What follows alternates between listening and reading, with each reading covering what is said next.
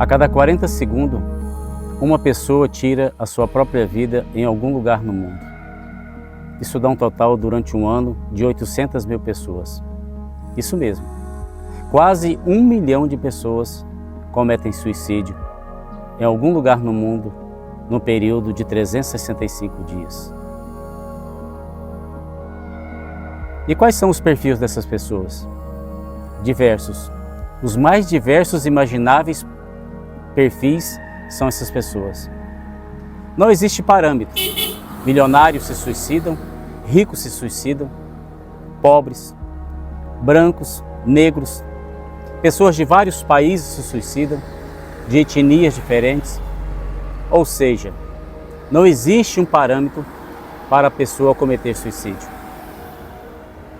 Mas como que isso acontece? Isso parte de onde? Como entender o suicídio? A psicologia e a psiquiatria, elas têm debruçado e têm caminhado nas suas linhas de raciocínio para descobrir. E eu fico pensando de uma maneira diferente, de uma maneira natural, de um homem comum. Será que o ser humano é tão frágil a ponto de não resistir às pressões da vida? E quais são os perfis dessas pessoas? Não existe parâmetro para sabermos o tipo de pessoa que comete tal atitude. Tamanha loucura, pode-se dizer. São pessoas de várias etnias, são pessoas brancas, negras, pessoas milionárias, pessoas ricas, pessoas pobres. Não se sabe. Algumas cometem suicídio por aquele momento no repente, aonde até entendemos que às vezes a confusão de pensamento, a confusão do desespero, a pessoa acha que naquele momento a melhor coisa é tirar a sua própria vida. E acontece, às vezes, no momento de um súbito, né, de desespero, a pessoa tirar a sua própria vida.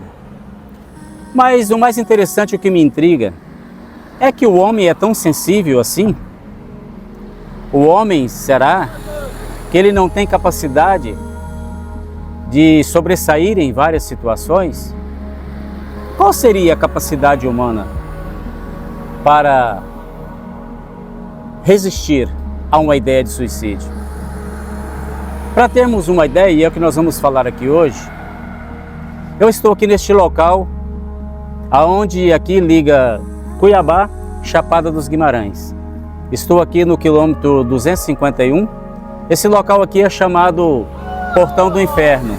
E por que isso? Porque muitas pessoas já tiraram as suas vidas aqui.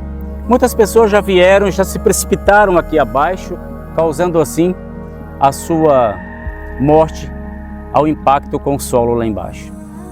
Muitas famílias aqui já tiveram muitas tristezas ao vir neste lugar e lembrar dos seus entes queridos. Já aconteceu aqui também, de pessoas ao tentar suicídio, alguém então chega e de alguma forma vem ao encontro dessas pessoas e consegue dar a ela livramento. Mas será que o ser humano é tão frágil? Não.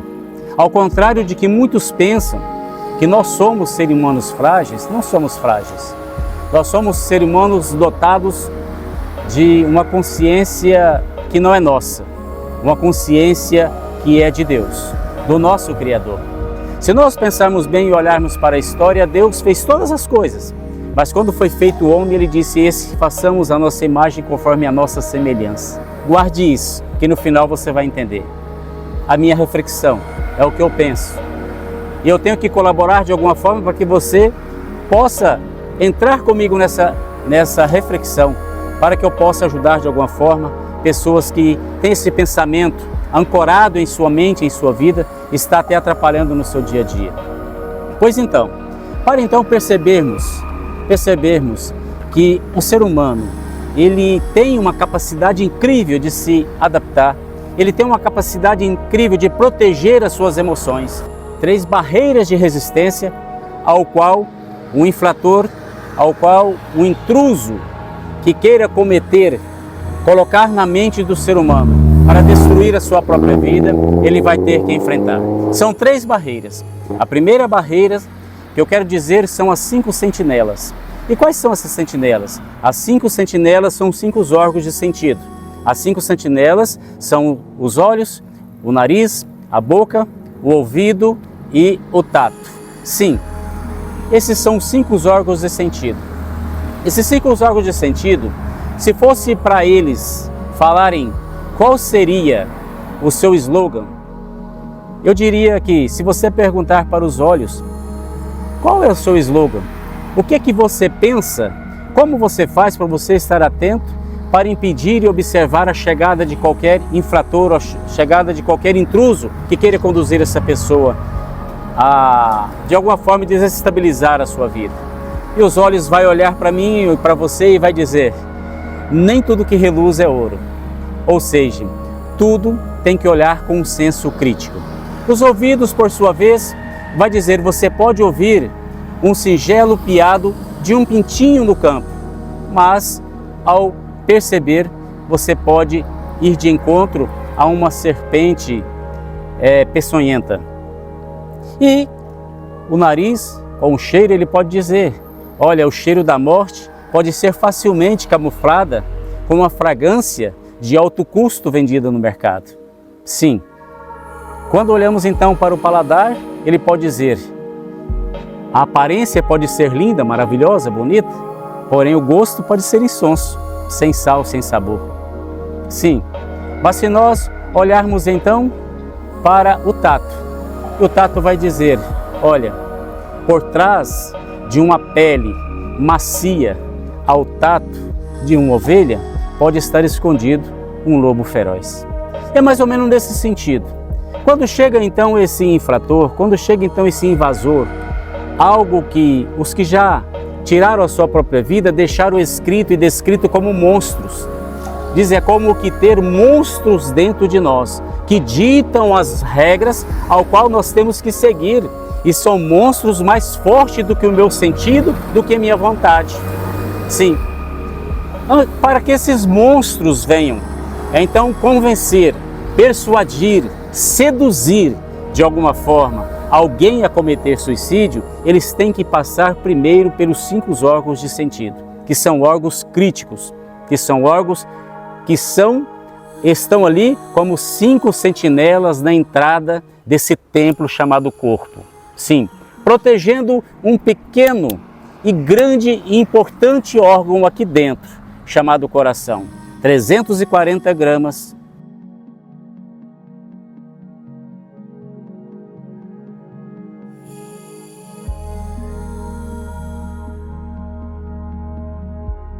Ele é aqui para que seja um lugar de mais proteção. Atrás tem ossos, tem a espinha, tem a coluna, e na frente aqui tem os braços, que automaticamente, ele está no lugar de maior proteção.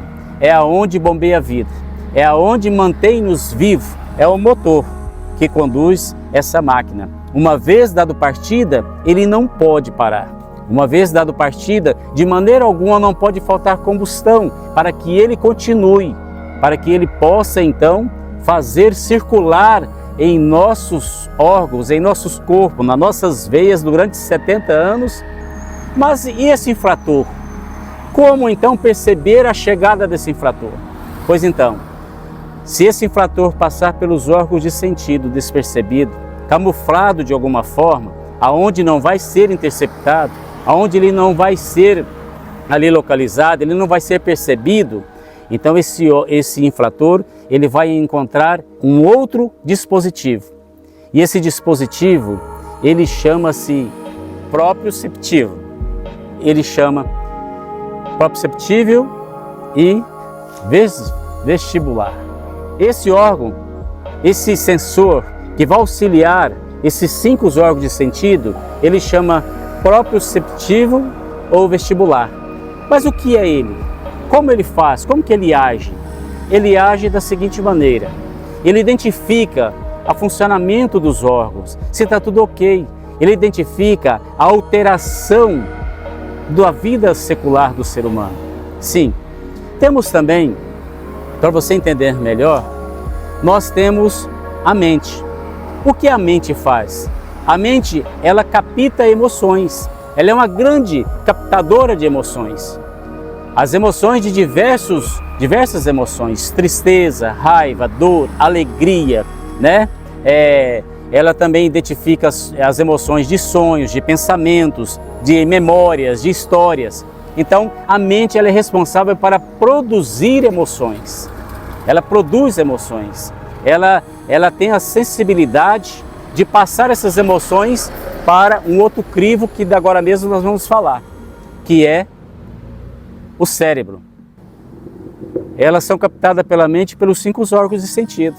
Aquilo que nós vemos, aquilo que nós ouvimos, que nós comemos, aquilo que nós sentimos, então tudo isso faz com que as emoções sejam afloradas. Ela faz a leitura. E quando ela faz a leitura dessas emoções, então ela passa para o cérebro. Só que ela passa para o cérebro de uma maneira tão real, tão verdadeira, que o cérebro, por sua vez, ele processa todas essas emoções. E o cérebro é a parte da emoção física. E a emoção da mente, ela é a parte da emoção abstrata. Ou seja, a mente capta as emoções abstratas, o cérebro capta as emoções físicas. Ok? Tudo bem até aí? Então tá bom. Então nós temos as 5 sentinelas, então nós temos agregado as 5 sentinelas, os 2 dispositivos, né? E nós temos depois a mente e o cérebro. Tudo bem. Esse intruso, vamos dizer assim, ele então entra através dessas emoções e ele chega até o cérebro. Só que o cérebro, para ele processar todas essas emoções, tem que haver um fluxo de emoção e uma confirmação da mente. A mente tem que confirmar de alguma forma, porque o cérebro, ele tem memória. O cérebro, ele faz uma retrospectiva. O cérebro vê a veracidade daquelas emoções que estão chegando. O cérebro conhece a história. Então é muito difícil o cérebro processar. Mas com o fluxo das emoções aumentadas, o cérebro então processa. Para você ter uma ideia, se você for no cinema, você lê um livro, aquelas palavras, as visões, as cenas daquele filme vai te causar fortes emoções. E essas emoções, mesmo sendo irreal, mesmo sendo uma história, mesmo sendo um filme, elas são lançadas para o cérebro, mas de uma certa forma que a mente faz com que o cérebro processe como se fosse real. E como se fosse real, você sente as emoções. Você chora, você sorri, você tem alegria, você muda os batimentos cardíacos, você sente medo. Lembra, no sítio, quando os antigos falavam aquelas histórias de assombração, aquelas coisas, e você não conseguia voltar para casa porque você imaginava que ali tinha uma assombração? Então, é porque as suas emoções foram fortes. O cérebro processou tudo aquilo. Ok? Então tá bom. Vamos segurar por aí. Se então, quando chega ao cérebro, o que faz o cérebro processar? Mas as emoções de quê? Nós sabemos, ultimamente, nesses últimos tempos, o índice de suicídio tem dobrado. As pessoas têm dado cabo à sua vida. No século XXI diz que a depressão é o mal desse século. Ok. Mas e por que surge a depressão? Então nós vamos entender. Conforme o fluxo de tantas informações que hoje temos através da tecnologia, de informações que hoje temos através dos meios de comunicação, isso faz com que as emoções fiquem afloradas, aumenta o fluxo, dá uma descarga de emoções terríveis. E o cérebro então começa a processar coisas que não deveria processar.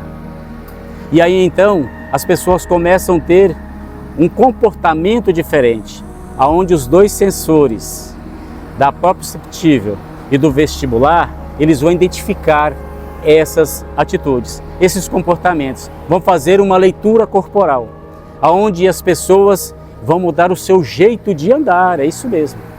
Vão mudar o seu jeito de andar, vão ter comportamentos diferentes, olhar diferente, expressões diferentes, a alimentação vai ser alterada, tudo isso ele capta e joga para o cérebro. A alimentação vai ser diferente, os horários de alimentação diferentes, a mutilação vai acontecer e isso tudo vai estar sobrecarregando o cérebro. E o cérebro, de uma certa maneira, ou ele acaba com isso, joga os sentimentos para longe, dá um fim nessas emoções, dá um jeito de controlar, condensar a sua mente, ou ele então processa tudo aquilo. E quando ele processa tudo aquilo, desce ao pobre do coração, ao alegre coração. E aquele coração começa então a ter um sentimento de dor, a sentir realmente a dor do corpo que está se debilitando. E como as informações são muitas, chega uma hora que dá... Lembra quando você jogava fliperama e batia na máquina e dava um tal de tilt? É tilt? Tilt. Os antigos vão saber o que eu estou falando, tilt. Dá um tilt. E quando dá esse tilt, dá um blackout. Quando dá esse blackout, é a hora que entra as confusões. É a hora que então você tem um sintoma de pensamentos acelerados e tem um sintoma de uma depressão. Ok? E como fazer então para essa depressão? Ela vai logo levar a pessoa à morte, a dar cabo em sua vida? Ela vai perder as emoções da vida? Vai perder a perspectiva da vida? Ela vai desanimar? Ela vai se lançar num lugar como esse? Ainda não. Mas está quase. Quando ela chega a esse ponto que o cérebro processa, é muito perigoso essa fase desse processo. Mas ele ainda vai ter que convencer 2 pessoas, ou melhor, 3 pessoas. Esse intruso, através dos pensamentos, ele vai ter que convencer eu, ou seja, você, ou seja, a pessoa que está pensando em suicídio, e vai ter que convencer você novamente, a pessoa que está cometendo novamente o suicídio, o meu outro eu. Sim, é hora de fazermos uma retrospecção. E essa retrospecção é feita, de um lado, você, com os seus valores familiares, com aquilo que você aprendeu, com aquilo que você teve, toda os motivos, todo foi o combustível para você chegar e viver até aqui, você vai colocar na mesa. E o seu outro eu, aquele desgastado, aquele que as emoções, ele está insensível a qualquer emoções. Para ele tanto faz, para ele tanto fez. Parece que não tem amor ao próprio. Parece que a sua família virou seus inimigos. Os seus amigos não são mais seus amigos. A alimentação para você não tem importância. Você já não tem mais gosto, você já não tem mais sabor por nada. Já não sente, come por comer ou às vezes nem come. Já fica debilitado. Já perde noites de sono, não consegue dormir. Então para você o que é melhor? É tirar a sua vida e você coloca isso na mesa. Porém existe um presidente desta reunião.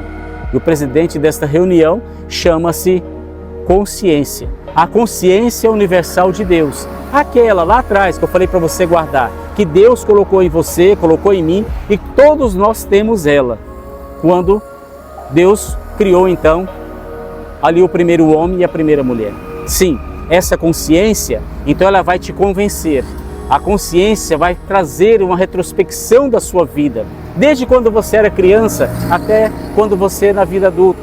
Ela vai fazer de tudo para que você escolha viver. Essa consciência, ela vai mostrar para você o caminho a seguir. Essa consciência é o caráter do seu Criador, é o caráter de Deus inserido em você. Então esse intruso, esses pensamentos de destruição, vai ter esse último crivo, vai ter essa última barreira protetiva para derrubar, para vencer. Então a consciência, ela vai até a última instância, o último argumento. Ela vai tentar convencer, ela vai tentar você ter uma visão diferenciada das coisas e enxergar que viver é a melhor escolha para você nesse momento. Sim, mas ela não pode impor, ela não pode te obrigar, Então ela deixa para você como um livre-arbítrio, para você se decidir. Aí então vem o veredito. Qual será o veredito? O veredito nós vemos aí. A cada um ano, o veredito é não para a vida. A cada um ano, as pessoas escolhem não ouvir a consciência de Deus, que é a própria consciência, a própria voz de Deus falando com ela. A pessoa que comete suicídio, ela prefere não ouvir a sua personalidade verdadeira, que está enraizada, que está formada na sua vida através da criação com seus pais, seus amigos. Então, ela resolve acabar tudo com isso, ceifando a sua própria vida e fazendo parar de bater aquele coração que tão pequenino fez uma grande obra naquele corpo e tinha muito mais batimentos em reserva para concluir. Porém, chega-se ao fim, porque ele escolheu não viver. Mas todos os órgãos, todas as células estavam gritando e clamando para que ele vivesse. A consciência universal de Deus, que é imortal, vai acompanhar ele por onde ele for. Ela também gritou muito. Os órgãos do seu corpo gritaram, as emoções gritaram, mas ele não quis ouvir. E então ele se precipitou. Então ele ceifou a sua própria vida. Então fica aqui a reflexão para esse assunto tão complexo, mas que é importante nós falarmos sobre ele. Esse assunto chamado suicídio. Espero que de alguma forma eu tenho te ajudado a fazer você refletir. Você que está com pensamento de destruição, você que de alguma forma sentiu que o seu corpo dentro de você tem uma voz querendo ditar o que você deve fazer, o que você não deve fazer com a sua vida, é hora de você reunir os seus órgãos de sentido. É hora de você ter uma visão crítica das coisas, das pessoas à sua volta. É hora de você pedir ajuda. É hora de você se abrir com aqueles que te amam. É hora de você fazer tudo para que você não se entregue a esse monstro que está crescendo dentro de você. É possível sim. Deus te fez com a capacidade para você superar as suas adversidades. O ser humano, ele é capaz de superar adversidades. Todas as pessoas têm problema, não é só você. Todas as pessoas têm dificuldades, não é só você. Mas tem uma vantagem, os problemas da vida, as dificuldades, do jeito que elas vêm, elas vão. A vida é cíclica, um dia estamos acima, outro dia estamos abaixo. Mas o importante é que estamos em movimento. Não deixe ninguém ditar as regras e te manipular. Você, só você, pode salvar, pode te tirar desses pensamentos de destruição. Só você pode. Só você. Não deixe te seduzir. A sua intimidade é uma chave que abre por dentro e só você tem a chave. Ok? É uma porta que abre por dentro e só você tem a chave. Ok? Então tranque. Só abra para as coisas boas. Respire as coisas boas da vida. Viva! Olha a natureza. Olha que maravilha a natureza. Né? Respire. Deus criou um Éden para você viver. Deus te deu a vida para você usufruir. Você é fruto de um amor. Você é fruto de um relacionamento. Você é fruto de pessoas que acreditaram na vida, que lutaram para viver. Então é isso. Dessa maneira, alegre a sua consciência que não é sua. Alegre a consciência divina que está inserida em você. Honre a integridade de Deus. Honre a moral divina que está explícita em você. E diga não à morte, e sim à vida. Ok? Eu espero ter ajudado nessa reflexão aqui hoje. É um assunto complexo? É complexo. Mas eu espero que você force o seu entendimento para que, de alguma forma, você possa entender e aconselhar também as pessoas, ok? O meu nome é Mariomilson Ribeiro, eu sou um homem eclético e eu gosto de caminhar por caminhos que muitos pensadores e as pessoas às vezes não caminham, para descobrir algo novo, poder agregar a sua qualidade de vida. Deus abençoe você. Eu faço um apelo, dê um like, inscreva no nosso canal para que o conteúdo se torne mais relevante, ok? Beijo no seu coração. Fui! Aqui de Chapada dos Guimarães, Portão do Inferno.